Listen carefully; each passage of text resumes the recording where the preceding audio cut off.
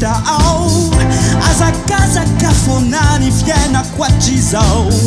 fiainanao tany miroso atrany to tsy nisy farany fa miroso atrany anaty azakazaka rehefa tony an-tampony ilay tendrombohitrao iraverana amtenany ho tratra amizay ifandresena teny lalana efa nojabina toerana misy marikiny erim-potsiry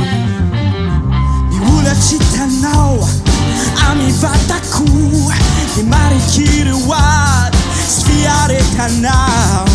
ireo tsy tafamitoetry ao anatiko ao edobango ampandroso tody ay amizao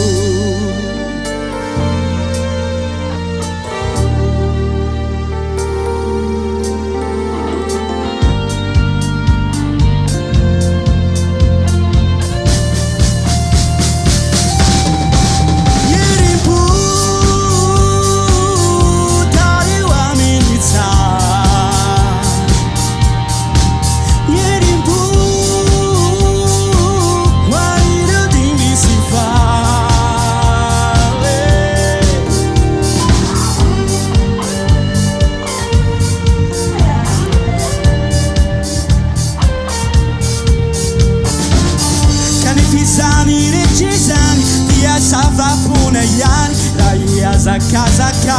nefa tsy hay zay afarany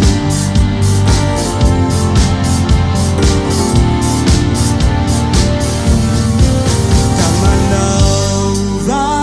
tsara mamela ho tantara ho an'ireo misy